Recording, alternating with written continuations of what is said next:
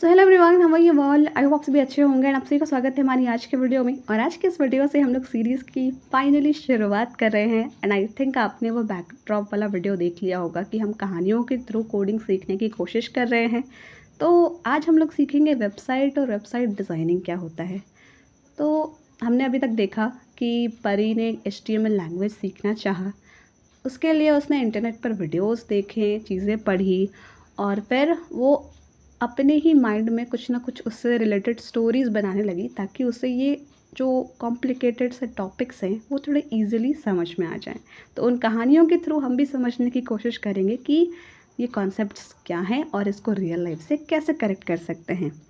तो यहाँ पर HTML का काम हमें सबसे पहले पता होना चाहिए कि वो वेबसाइट को डिज़ाइन करने के काम आता है।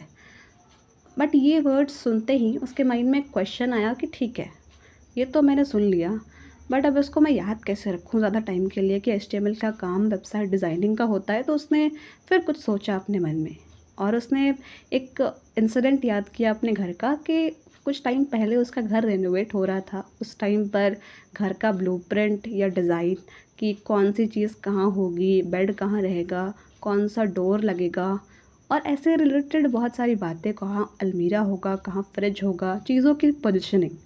तो इसको ही तो डिज़ाइन कहेंगे ना कि ये चीज़ें यहाँ होंगी या इसको ऐसे बनाया जाएगा वैसा। तो यही तो डिज़ाइनिंग होता है। और सेम विद द टेक्नोलॉजी कि जैसे हम लोग गूगल क्रोम ओपन करते हैं तो वहाँ पर कुछ एक इंटरफेस दिखता है, कोई एक दृश्य दिखता है कि गूगल पर आपको डिफरेंट कलर्स में गूगल लिखा होगा और फिर उसके नीचे एक जगह होगी जहाँ आप लिखते हैं, सर्च करते हैं जो भी चीज़ें आपको हेल्प चाहिए होती है या ढूंढना होता है जिस भी चीज़ के बारे में। और राइट और लेफ़्ट साइड में ब्लैंक स्पेसेस होते हैं, इन द सेंस कि वहाँ पर आप कोई भी अपना बैकग्राउंड में पिक्चर लगा सकते हैं या सिर्फ बैकग्राउंड में कोई वाइट ब्लैक कलर्स अप्लाई कर सकते हैं। तो यही तो हो गया वेबसाइट की डिज़ाइनिंग कि आप अपने वेबसाइट पर एक स्पेसिफिक डिज़ाइनिंग अप्लाई कर सकते हैं HTML की हेल्प से।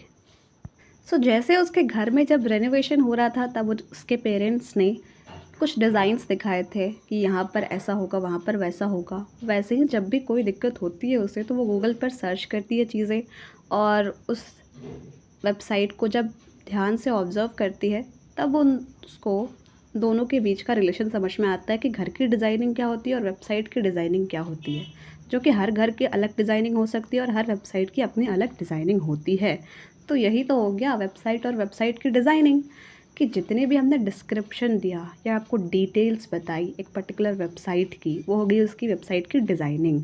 और जो भी आप ओपन करते हैं गूगल क्रोम, वो आपका एक तरीके का वेबसाइट हो गया जो आपको हेल्प करता है जब भी आपको कोई भी सोल्यूशन चाहिए होता है तब। So this is the simple concept. अब इतना तो उसको सिंपली समझ में आ गया, या आपको ये और भी पहली बार सुनते ही समझ में आ सकता है, लेकिन काफ़ी लोगों को दिक्कत होती है डायरेक्ट चीज़ों को या टर्म्स को समझने में, इसलिए कहानियाँ बनाई जा रही हैं। तो उसके बाद अब उसके माइंड में एक और ख़्याल आया कि ठीक है, इतना तो समझ में आ गया, लेकिन HTML तो थोड़ा शॉर्ट हो गया, इसका कुछ फुल फॉर्म भी है क्या? Full form in the sense कि जैसे उसके फ्रेंड्स के नाम होते हैं वैसे ही HTML भी तो कंप्यूटर का फ्रेंड है। तो HTML का पूरा नाम क्या है? That is hyper text markup language. अब इतना बड़ा नाम सुनकर तो भले ही वो थोड़ा शॉक हो गई कि इतना बड़ा नाम होता भी है, बट कोई बात नहीं, अब है तो है। फिर उसके मन में एक और ख़्याल आया कि लेट्स नॉट बी जजमेंटल, नाम है तो है। और फिर उसने कहा कि अब आगे के कॉन्सेप्ट सीखने हैं, मेहनत करनी है, उससे रिलेटेड कहानियाँ बनानी है। लेकिन इतना तो समझ में आ गया कि HTML का पूरा नया क्या है, पूरा फुल फॉर्म क्या है, या वो काम क्या करता है मेजरली, उसको रियल लाइफ से उसने कनेक्ट भी कर दिया। तो नेक्स्ट वीडियो में सीखेंगे इससे रिलेटेड और भी टर्म्स।